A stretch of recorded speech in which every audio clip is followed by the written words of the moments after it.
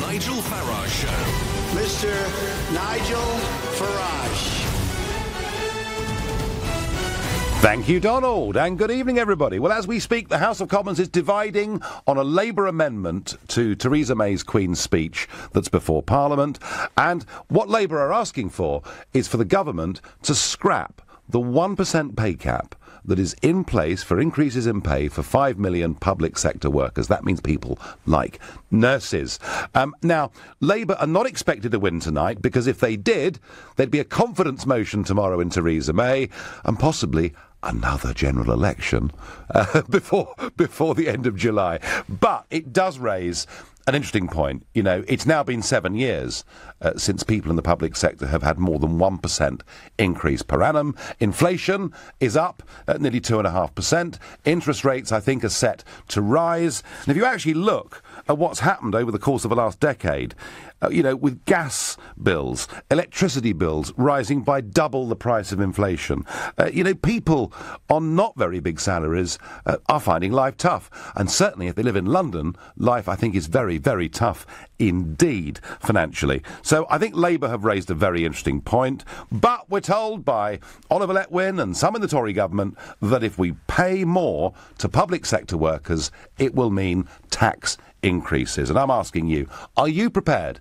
to pay more taxes so that nurses get a better pay rise? And if you think it's a good idea, call me on 0345 6060 973. You might think, hey, hang on a second, I'm taxed enough already, surely we can find the money from somewhere else. Well then, in that case, you can text me on 84850. Whatever your view, you can tweet on @LBC using the hashtag Farage and LBC, and of course you can watch us live by going to LBC's Facebook page. And Chris is fast out of the blocks from Blackheath. Chris, would you be willing to pay more tax to increase nurses' pay? 100%. Not just the nurses. What about the council workers? Sure. Nigel, if you think about it, over the last 7 to 8 years, we've been fed this line of austerity, austerity, austerity. How can you expect people to be working for 7 or 9 years and only getting a 1% pay rise each year? And then we've become a society where we only respect the wealth creators and we're not respecting the people that are doing the work. How about the council workers, all the local authority workers and the civil servants that are working so hard that every year the council or the local authority put more and more work on their employees and they reduce the numbers.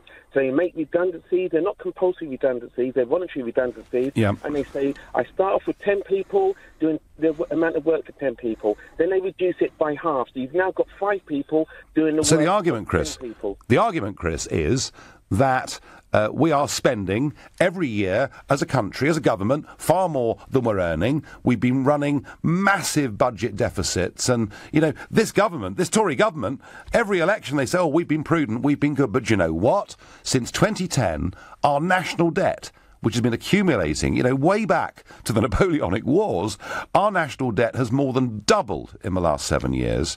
So the savings, Chris, presumably have to come from somewhere. And, so should we, Chris? Should we perhaps reprioritise?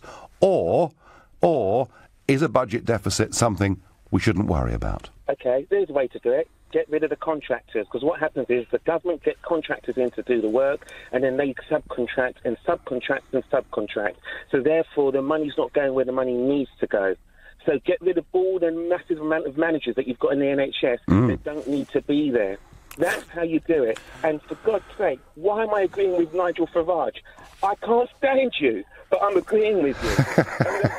and Nigel, and I was the one that told you that you're a secret Remainer. Do you remember I told you? I do. Oh, I remember you now, yes. You confused me so much. After the show, I had to go for a pint because I could barely cope with the line of argument. Chris, I'm actually with you on this. I think that people have seen their bills going up by more than the rate of inflation, way more than the rate of inflation. And I think the idea that everybody was supposed to pull their belts in back in 2010 because of the sheer scale of the budget deficit was perhaps right. But I think I'm with you now, Chris. I think public sector workers have been paying this price for long enough. 7 years is a heck of a long time. And however much you don't like me, Chris, I agree with you. I think we need to be a little bit more generous right now to public sector workers.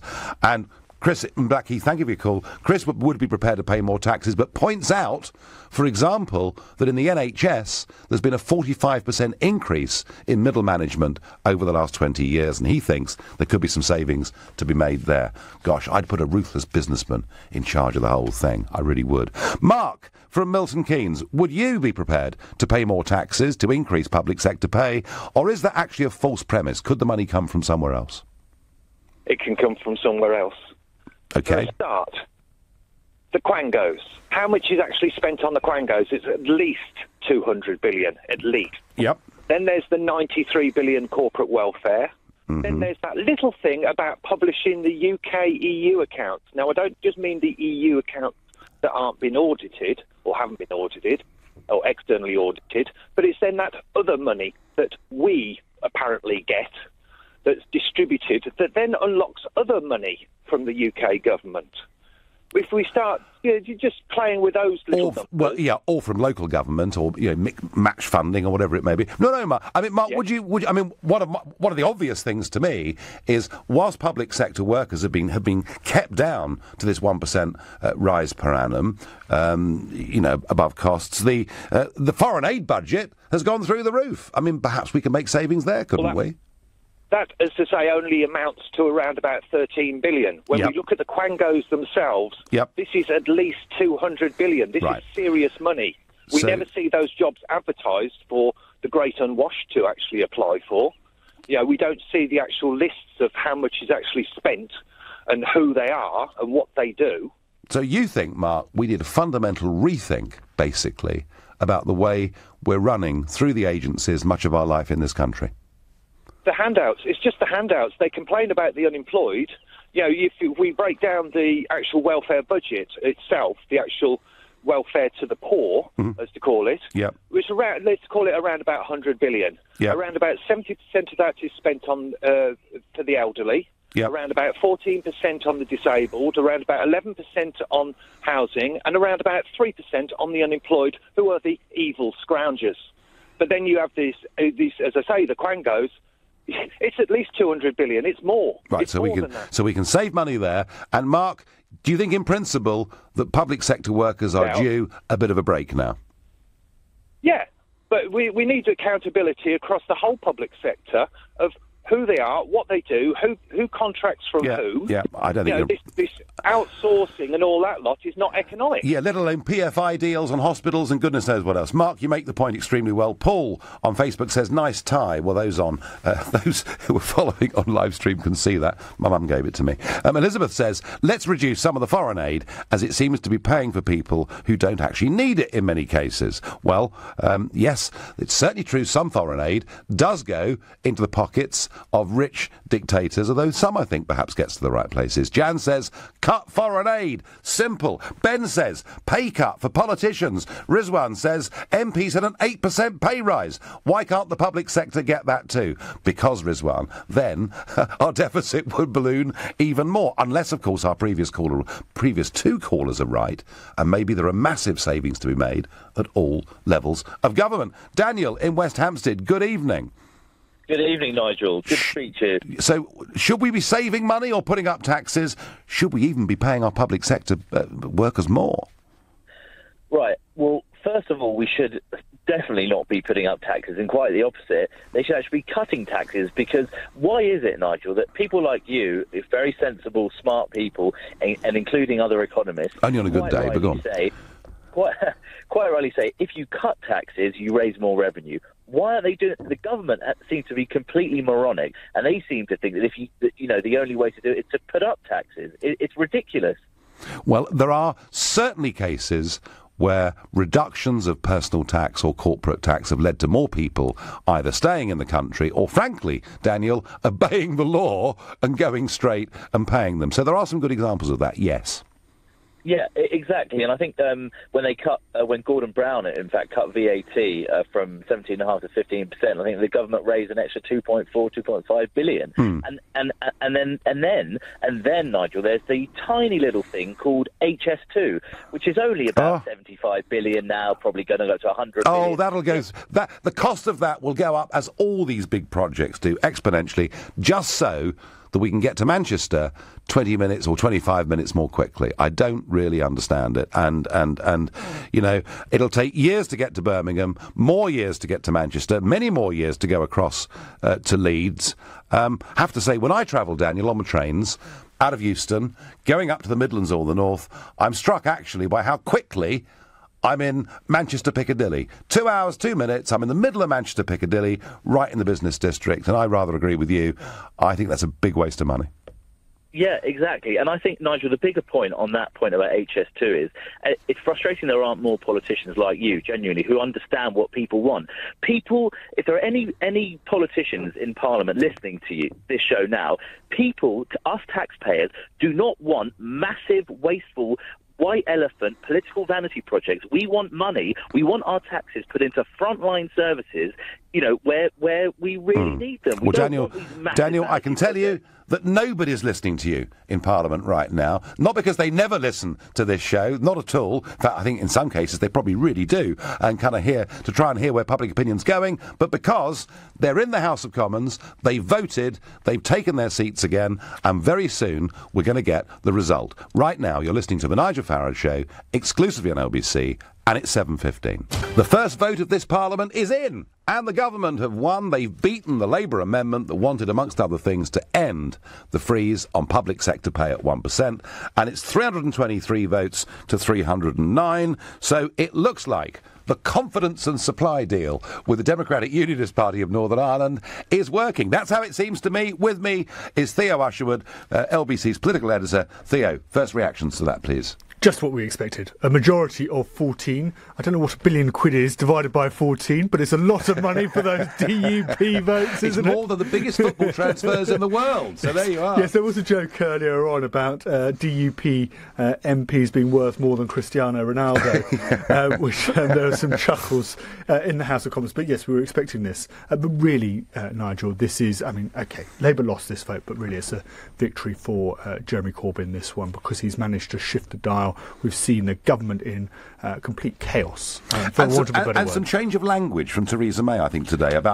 Austerity has been the big word for the last 7 years. We've got to get the deficit down.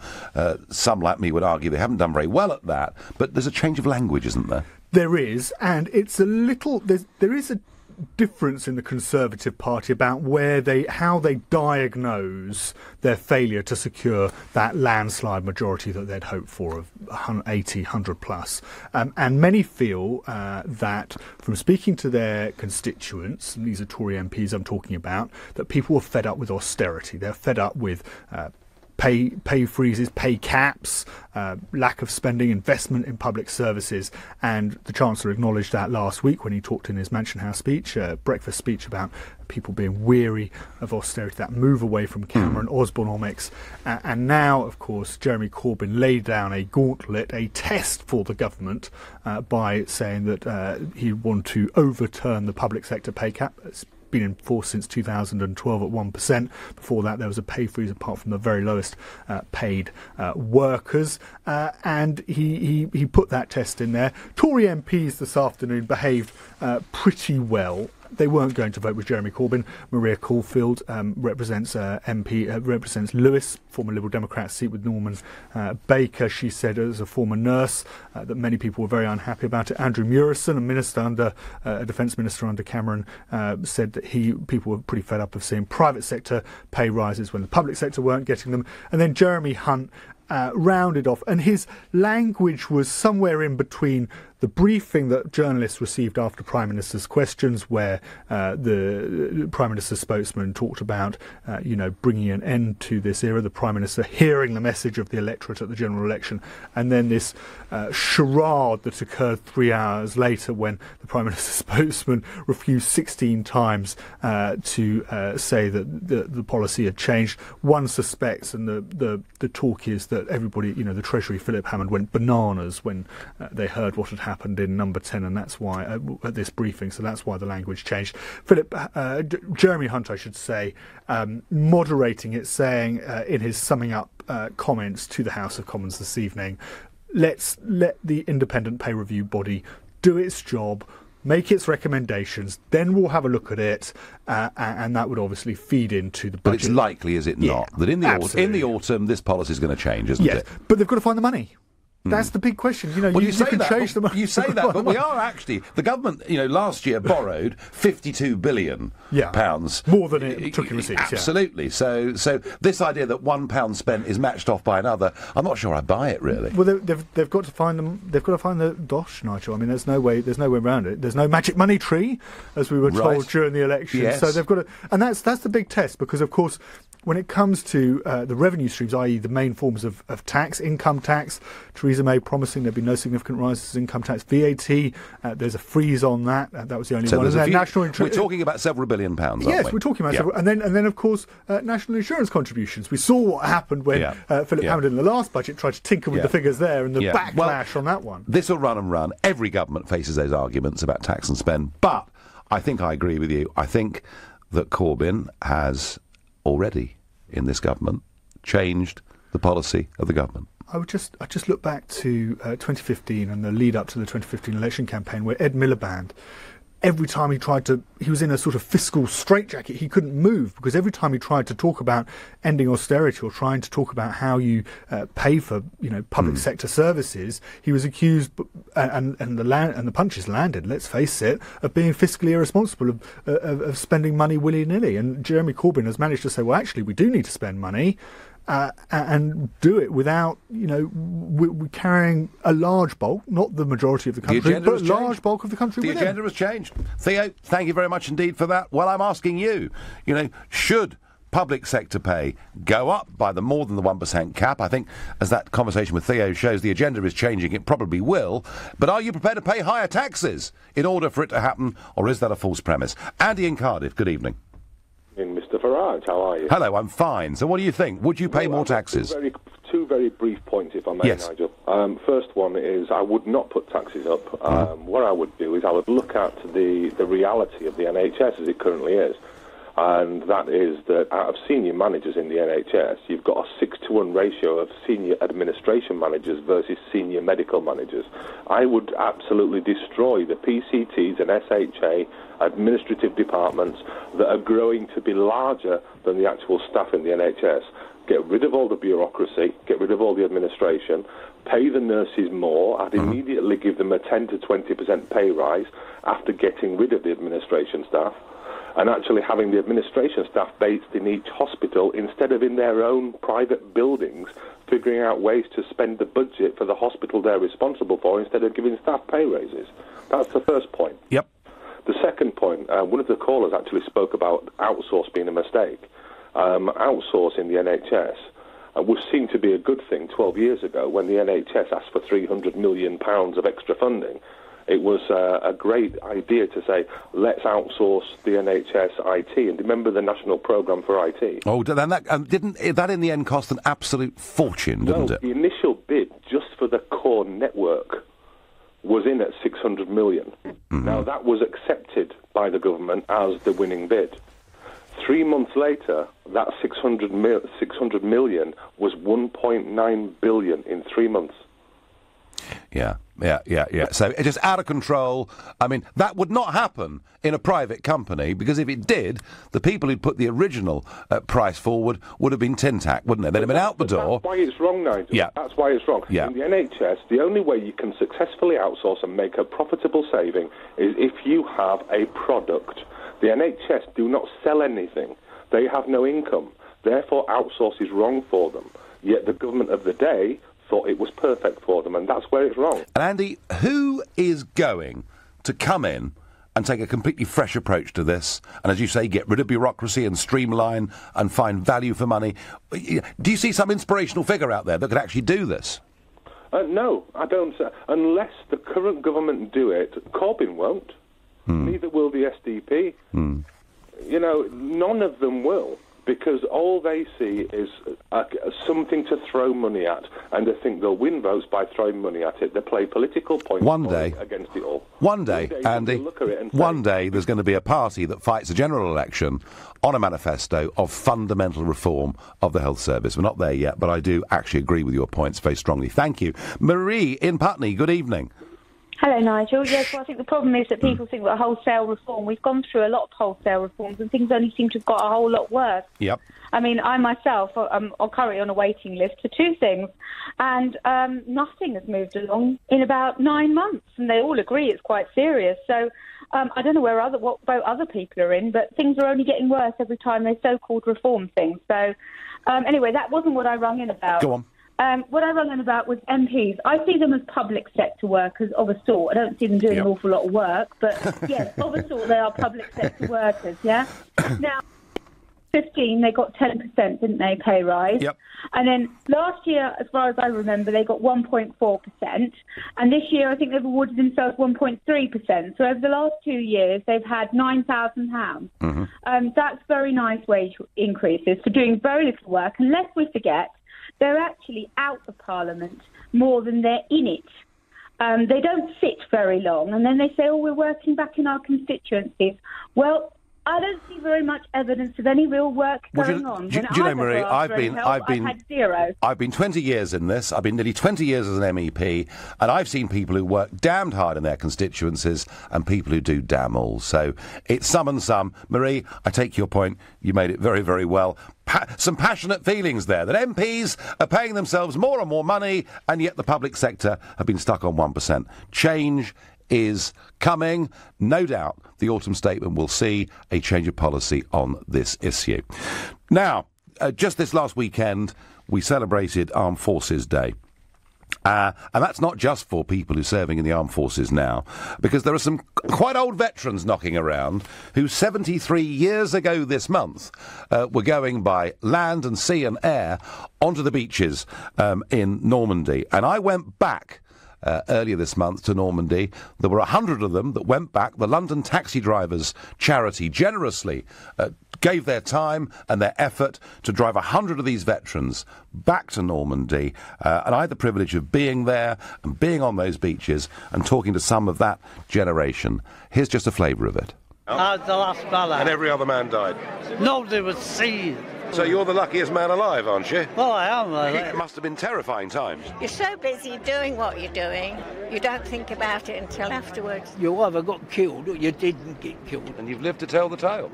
I'm still here. You certainly are. Well, you'll hear more of that in a moment, some really very powerful testimony. You're listening to the Nigel Farage Show, exclusively on LBC. It's 7:30. The 6th of June, 1944, is known as D-Day. It's the day when British, American and Canadian forces landed on the beaches of Normandy. It was a massive, massive naval operation. There were over 5,000 floating vessels involved in the operation that day. Thousands of bombers, of course, too, from the RAF and the US Air Force. And as you know, if you've ever seen the film The Longest Day, which is a very good film, it was in places a very bloody and a very difficult day. In other parts, it was somewhat easier. And it was the beginning. It was the beginning of the liberation of France and ultimately of Europe too. So it is, I think, in terms of history, and in terms of the lives that we've all led, a massively significant day in our history. But there are still some people alive who were there on that day and took part in that campaign. Their numbers are thinning significantly. But I went across on June the 6th and met up with the London taxi drivers who, out of the goodness of their own hearts, through their own charity, had taken 100 of them back to the beaches. Here's what some of it sounded like.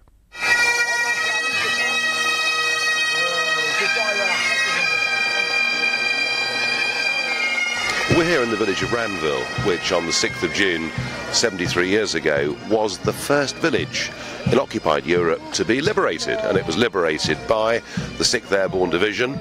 And believe it or not, there are a handful of men, average age about 95, who were actually here 73 years ago on that day. And every year, this village has this commemoration. And I suppose what we've just done is to celebrate Ranville being liberated, but we're now following a march, and there is a march of the parachute regiment, and you can hear the band playing at the front, and they're now going for the rather more serious part, which is a church service, and then to go to the Ranville Cemetery, in which there are a couple of thousand people buried. And for these people, They're going back to look at graves of people who died 73 years ago today. And I spoke to one of them a moment ago, and I didn't want to push too hard. But I said, what does it mean to you coming back? And he kind of almost cracked up. He said it means the world to me. So it's very hard for us, I think, to understand emotionally what for these guys this journey must be like.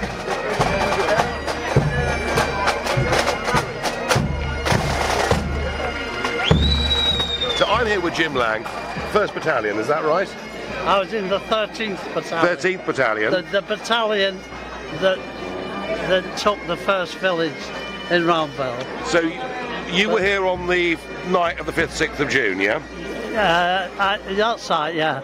I parachuted in at round about 12:30 to 1 o'clock. Wow. On the morning of the night.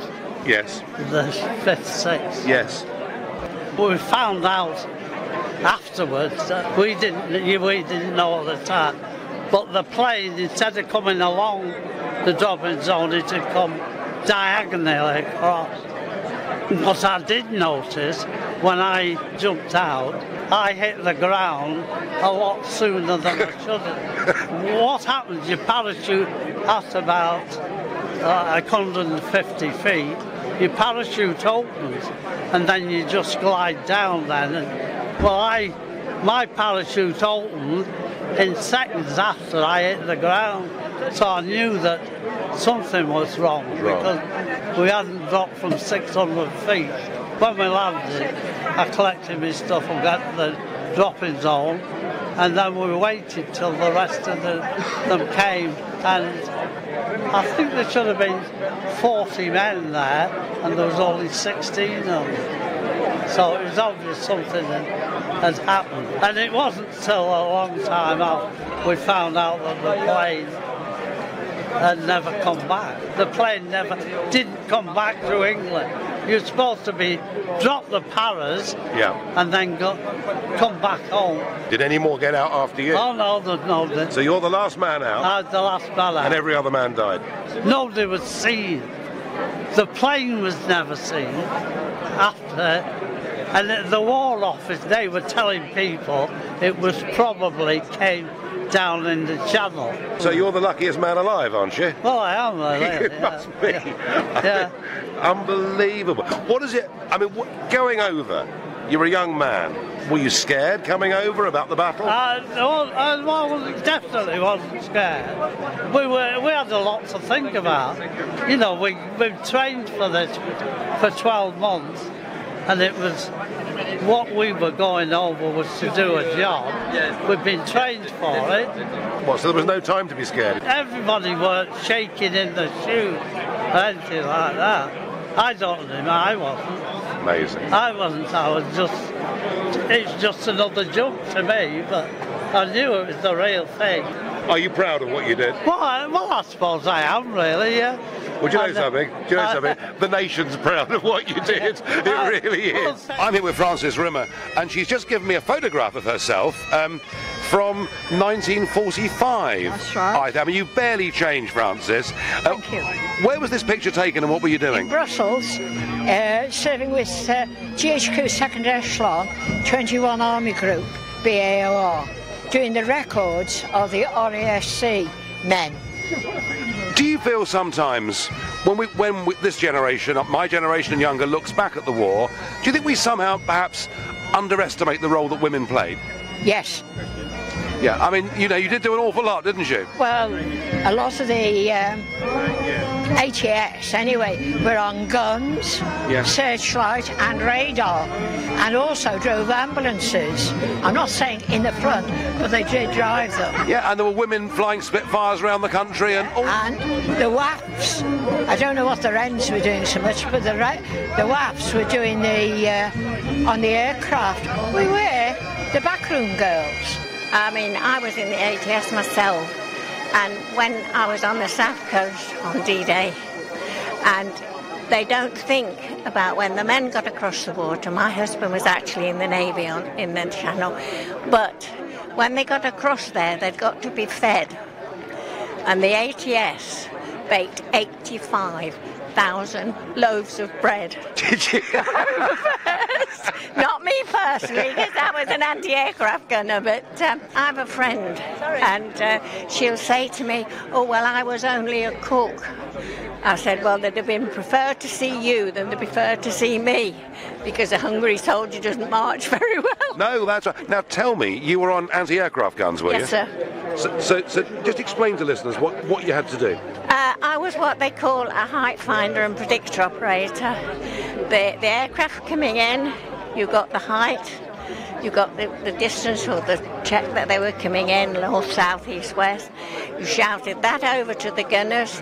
The gunners elevated and boom, off they blew. It must have been terrifying times. Well, yes, it is, but you're so busy doing what you're doing, you don't think about it until afterwards. And most of the young women, I would say, were around about my age, 18, 24, something like that.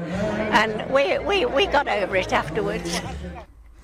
Amazing, isn't it? People are talking about events that happened 3/4 of a century ago, and yet it's as clear in their minds as if it was yesterday. In fact, it's probably clearer in their minds in many cases than what happened yesterday. It's a generation that is thinning in numbers, and I think their stories do need to be told and do need to be recorded, I think, for posterity. The bit I particularly liked, with all of them that day, said to them all, you know, people who'd run up beaches, you heard Jim Lang, who jumped out of an aeroplane in the middle of the night, were you scared? And they all said no. We had a job to do. We'd been trained to do it, and we were focused just on doing that job. And I think, what would I have been like? Jumping out of an aeroplane at 12:30 in the morning into Nazi-occupied Europe. I think I might have been scared. I don't know. This is LBC. You're listening to The Nigel Farage Show. The time is 7:42. On the 6th of June, I was there with over 100 people who were veterans of that Normandy campaign, and I was struck by their modesty, I was struck by their humour, and I even bumped into an old friend who I've met several times before, Harry, who's a very young 96 years old. Now, when I first met you in Bromley High Street... Yeah, that's right. I said to you, where did you serve? Yeah. And you said to me, I had a nice little run around in Normandy in 44. That's right. How does it feel coming back here? Oh, great. You know, just to remember all our past soldiers, you know. Does it? I mean, men and come back. Well, it must make you feel sad, guys. It's 70 years, isn't it? Yeah. Now since, but you do get that bit of emotion. Yeah, I bet. Like, you know. Now, Harry, tell me, when did you come to Normandy? Whenabouts in 44 did you come? In July 1944. July, yeah. We landed at on Juno Beach. Yep. And then we just moved up to Colombes, and we was doing ammunition work, working on ammunition with the Americans. Some people tell me there was a bit of rivalry with the Americans. Would that be fair? Well, I don't know. We never see much of it. It was all one. Yeah. Like, you know. Can I say all with one aim, really? Yeah, all that the Ardennes, right? Yep. We lost 61 bods in one village. Muir. We're not in American history. Right.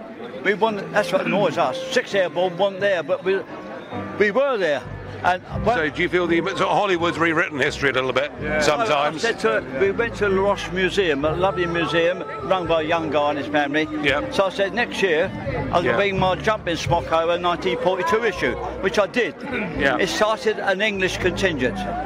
We were there. You were there, yeah. Well, maybe what we ought to do, boys, is get you over to Hollywood and sort them out. Although I'm not, but I wouldn't trust Harry with the girls. That's the problem. No. Now, tell LBC listeners, you attended a little ceremony yesterday, didn't you? Yes, that's right. Yes. I came last year with my wife, Liz here, and just we were passing. We wanted to go to the Normandy beaches, and we saw the sign to the Pegasus Centre. So Pegasus Bridge, because we knew about that. So we went to the centre, and there, I must say, they made a little bit of a fuss of me. showed us round, and they said, "Have you got the medal of the Légion d'honneur?" Yeah, that's right. And I said yes. It came through the post only a few weeks ago, which encouraged us to go to Normandy again, because I've not been back since Normandy. And but they said, well, you won't have had that presented yet. If you'd like to come back next year, we will arrange a presentation. And so I said, yes, I would love that, because it's the sword area where I was on HMS Largs, and that's a wireless headquarters ship, a naval ship, that was responsible for organising landings and putting the troops ashore. And I spent the whole of the Normandy invasion period in the ship, working for the Navy, really. And how many years young are you, Alec? Now, I'm 94. I'm nearly 95. So you've been given a medal at 94. It's not bad, is it? Yeah, well, it was for 70 years ago. So I don't say it's a bit late, because it's a great honour to have it. I'm very proud to wear it. It's a lovely medal in itself, but well, it's looking tremendous. And can I offer you huge congratulations? Yeah, well, thank you for everything. Then I shall wear it for all those that can't wear theirs at the moment. Yes. It ought to be. I heard you speaking earlier, Laurie, and it isn't just your English that's good, your French is rather good too, isn't it? No. Well, I tell you what, it's better than most Brits, and you're absolutely right about that. So you come back, do you come back to Roundel every year? Almost every year since, well, I've been retired 30 years, I guess I've been here most years. Yes. Yes. So you spend all your birthdays in Ronville? I get into trouble when I go to Arnhem, because that's my wedding anniversary. And were you at Arnhem as well? Yes, yes. Goodness yes, me. Yeah. And how did Arnhem finish up for you? I swam out, actually. Did you? Very proud of that. Yes. I got left behind. You strike me as a man who was enormously proud of what all of you achieved those years ago. Yes. Oh, yes. Yes. Well, we didn't achieve the objective, did we? Well, in the end, we won the war, didn't we? But it was never going to be a seamless path. Yes. But yes, well, it was dead lucky to be engaged in two of these sort of famous episodes. D-Day is a giant amphibious operation. Yes, we've got the RAF bombing hell out of German positions. We've got the Royal Navy, of course, also pounding German positions, and we've got the parachute regiment and the glider pilots, and they're all doing their bit. But the biggest part of this operation are the landings on the beaches. There are 5 beaches. Behind me is Gold Beach. The others are Juno and Sword, and away to the west, the Americans had 2 beaches, Omaha and Utah. So it's Brits, Canadians and Americans, but 150,000 men being landed over the course of that one morning and subsequent day. So this is the scene of the action, and this was, of all the things that happened in the war, the thing that gave Churchill more heartache than anything. You see, he'd been First Lord of the Admiralty at the time we tried to force the Dardanelles against the Turks in 1915, the subsequent disastrous Gallipoli landings, and what Churchill feared is that D-Day would be Gallipoli on an even bigger scale. He struggled to sleep, he was irritable, he was ratty, it was his worst moment in the war. And yeah, there were places where troops did badly, in particular the Americans at Omaha, who came up against the division that had just come back from the Eastern Front, who had a well-defended position. And whilst we took casualties, D-Day itself was a success. We'd established a toehold. What we didn't realise on D-Day is it would take us months to move even a few miles. It's like a bus going over the top of you, 4 of them going over the top of you. Yeah.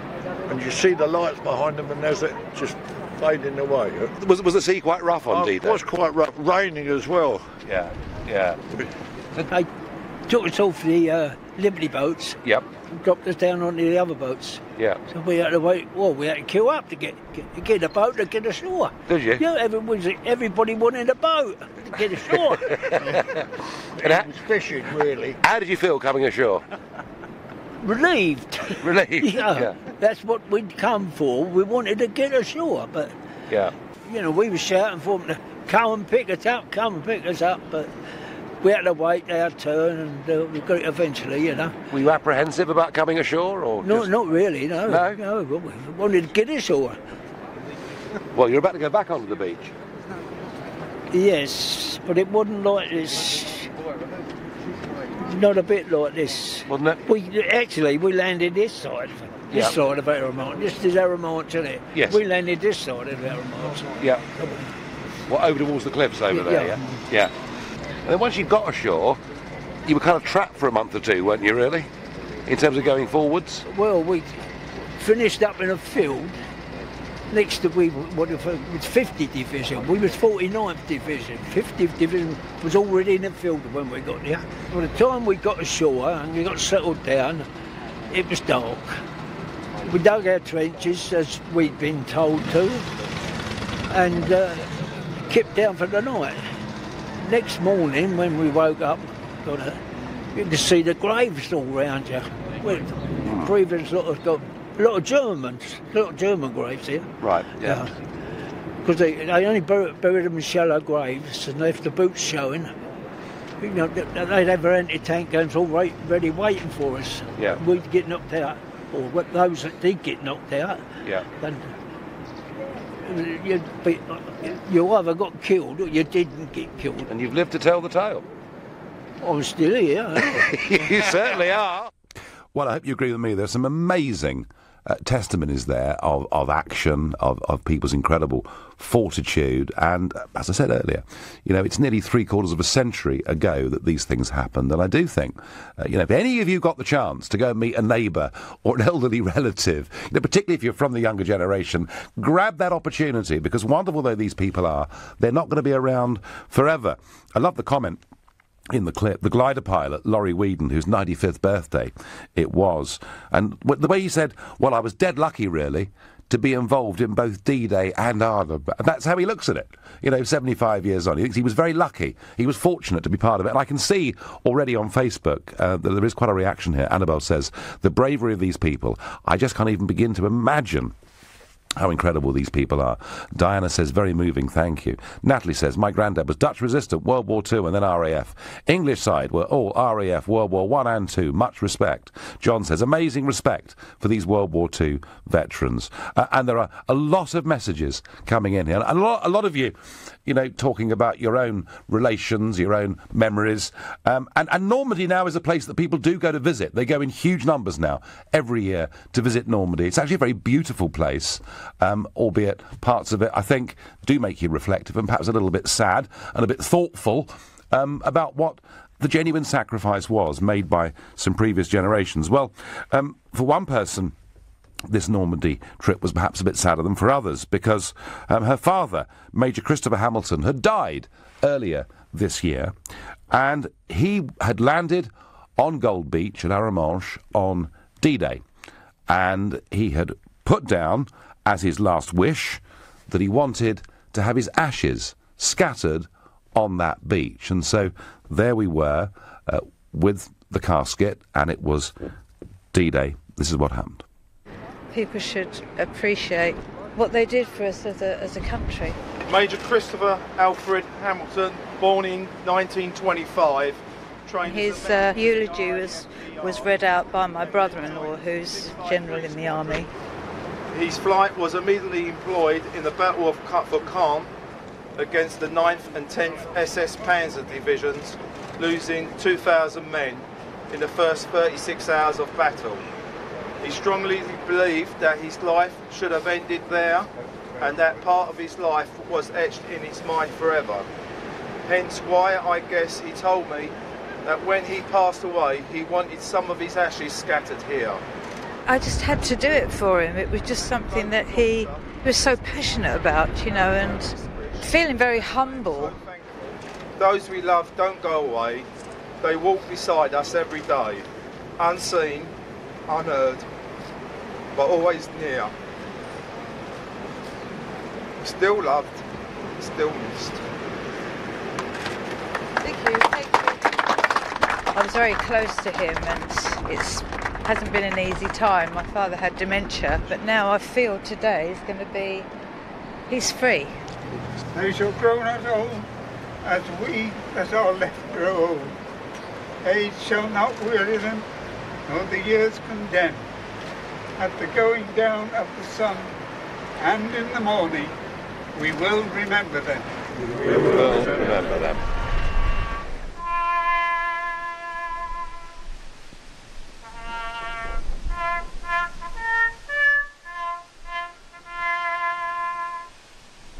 Well, I have to say, to be standing on Gold Beach, 73 years on, from the day when British troops came ashore with the ashes being scattered, of one of the men who'd been there on that day with his daughter and family, was a really quite extraordinary thing to take part in. And I think it was very, very good of the family that they allowed us to record that for LBC and to share that with you. And I've been to lots of ceremonies of all kinds through my life, and I have to say that was something that was particularly poignant, something that I think I shall remember as long as I live. That's how powerful it was. Well, I hope that you found this last half hour interesting. No phone in, but we've had a few messages. But there is something about our past, about fighting for liberty and freedom and democracy for us and for the rest of Europe that matters. Whichever side of the argument you're on today, it matters, and these memories matter, and this generation are fading out fast, and I think we should treasure every word that they speak to us and that we record for posterity. This is LBC. You're listening to The Nigel Farage Show. I'm back on Monday, coming up at 10 at Ian Collins, but up next, it's Clive Bull. Thanks very much. So we have the legal hour coming up at 9. It's your chance for some free legal advice. Barrister Daniel Barnett will be here from Outer Temple Chambers to give you some legal advice, and we'll get his legal take as well on that shop that wants to call itself Singsbury's. Also, do you use plastic bottles? New figures reveal the huge number that we're